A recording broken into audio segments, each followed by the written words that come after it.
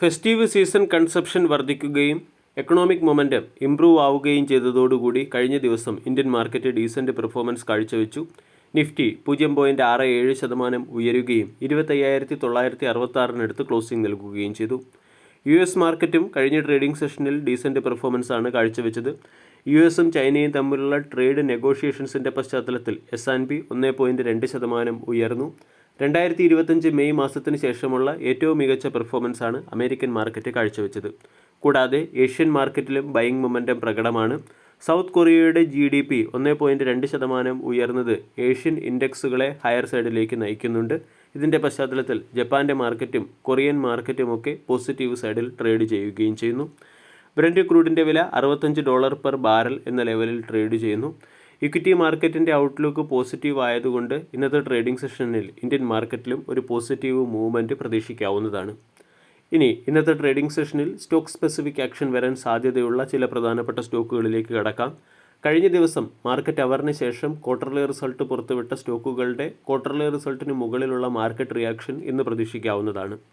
Indian oil കോർപ്പറേഷൻ്റെ revenue 7% ഇടിയുകയും net profit 33% ഉയരുകയും ചെയ്തിട്ടുണ്ട്.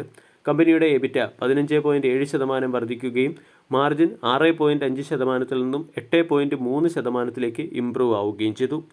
മഹീന്ദ്ര ലോജിസ്റ്റിക്സിൻ്റെ റവന്യൂ 10.8% വർദ്ധിച്ചു. എബിറ്റ 28% വർദ്ധിച്ച് 66 കോടിയിൽ നിന്നും 85 കോടിയിലേക്ക് എത്തുകയും മാർജിൻ 4.4%-ൽ നിന്നും 5%-ലേക്ക് ഉയരുകയും ചെയ്തു.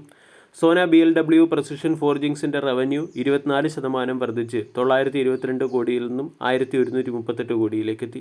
കമ്പനിയുടെ എബിറ്റ 12% വർദ്ധിച്ച് 252 കോടിയിൽ നിന്നും 284 കോടിയിലേക്ക് എത്തുകയും പ്രോഫിറ്റ് 20% വർദ്ധിച്ച് 144 കോടിയിൽ നിന്നും 173 കോടിയിലേക്ക് മെച്ചപ്പെടുകയും ചെയ്തു.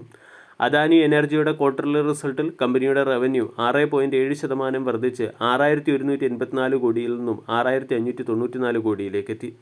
എബിറ്റയിൽ 28% വർധനവുണ്ടായി 1,787 കോടിയിൽ നിന്നും 2,289 കോടിയിലേക്ക് എബിറ്റ ഉയർന്നപ്പോൾ മാർജിൻ 28%-ൽ നിന്നും 34%-ലേക്ക് ഉയരുകയും ചെയ്തു. JK ടയറിൻ്റെ ക്വാർട്ടർലി റിസൾട്ടും ഡീസൻ്റാണ്. കമ്പനിയുടെ നെറ്റ് പ്രോഫിറ്റ് 64% വർദ്ധിച്ച് 135 കോടിയിൽ നിന്നും 221 കോടിയിലേക്ക് എത്തിയപ്പോൾ റവന്യൂ 10% വർദ്ധിച്ച് 3,622 കോടിയിൽ നിന്നും 4,011 കോടിയിലേക്ക് എത്തുകയും എബിറ്റ 23% വർദ്ധിച്ച് 423 കോടിയിൽ നിന്നും 521 കോടിയിലേക്ക് എത്തുകയും ചെയ്തു. മസഗോൺ ഡോക്ക് ഷിപ്പ് ബിൽഡറിൻ്റെ റവന്യൂ 6.3% വർദ്ധിച്ച് 2,757 കോടിയിൽ നിന്നും 2,929 കോടിയിലേക്ക് എത്തി. എബിറ്റ 36% വർദ്ധിച്ച് 511 കോടിയിൽ നിന്നും 695 കോടിയിലേക്ക് എത്തുകയും നെറ്റ് പ്രോഫിറ്റ് 28% വർദ്ധിച്ച് 585 കോടിയിൽ നിന്നും 749 കോടിയിലേക്ക് എത്തുകയും ചെയ്തു.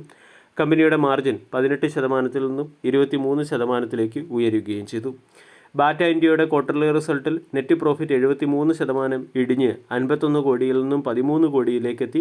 റവന്യൂ 4.3% ഇടിഞ്ഞ് 837 കോടിയിൽ നിന്നും 801 കോടിയിലേക്ക് എത്തുകയും എബിറ്റ 16% ഇടിഞ്ഞ് 174 കോടിയിൽ നിന്നും 145 കോടിയിലേക്ക് എത്തുകയും ചെയ്തു. കെഫിൻ ടെക്കിൻ്റെ ക്വാർട്ടർലി റിസൾട്ടിൽ നെറ്റ് പ്രോഫിറ്റ് 20% വർദ്ധിച്ച് 77 കോടിയിൽ നിന്നും 93 കോടിയിലേക്കെത്തി. റവന്യൂ 12% വർദ്ധിച്ച് 274 കോടിയിൽ നിന്നും 380 കോടിയിലേക്ക് എത്തുകയും എബിറ്റ 19% വർദ്ധിച്ച് 114 കോടിയിൽ നിന്നും 136 കോടിയിലേക്ക് മെച്ചപ്പെടുകയും ചെയ്തു. മറ്റ് ചില പ്രധാനപ്പെട്ട സ്റ്റോക്കുകളിൽ വന്ന ലേറ്റസ്റ്റ് അപ്ഡേറ്റിലേക്ക് കടക്കാം. ഒന്നാമത്തേത് വോഡാഫോൺ ഐഡിയ. AGR റിലേറ്റഡ് ആയിട്ടുള്ള ഇഷ്യൂസിൽ കമ്പനിയുടെ ഗ്രീവൻസസ് പരിശോധിക്കാൻ സുപ്രീം കോർട്ട് ഗവൺമെൻറ്റിന് നിർദ്ദേശം നൽകിയതുകൊണ്ട് വോഡാഫോൺ ഐഡിയ എന്ന സ്റ്റോക്ക് ഇന്ന് മാർക്കറ്റിൻ്റെ ശ്രദ്ധ ആകർഷിച്ചേക്കും. വിഷ്ണു കെമിക്കൽസിൻ്റെ സബ്സിഡറി കമ്പനിയായ വിഷ്ണു ഇൻ്റർനാഷണൽ ട്രേഡിംഗ് എന്ന കമ്പനിയെ വൈൻഡ് അപ്പ് ചെയ്യാൻ വിഷ്ണു കെമിക്കൽസ് തീരുമാനിച്ചിട്ടുണ്ട്. പൈസാലോ ഡിജിറ്റൽ എന്ന കമ്പനി നോൺ കൺവെർട്ടബിൾ ഡിബഞ്ചർ വഴി ഫണ്ട് റൈസ് ചെയ്യുന്നതിന് വേണ്ടി ഒക്ടോബർ 30 മീറ്റിംഗ് വിളിപ്പിച്ചിട്ടുണ്ട്. RVNL എന്ന കമ്പനിക്ക് നോർത്ത് ഈസ്റ്റേൺ റെയിൽവേയിൽ നിന്നും 165 കോടി രൂപയുടെ ഒരു ഓർഡർ ലഭിച്ചിട്ടുണ്ട്.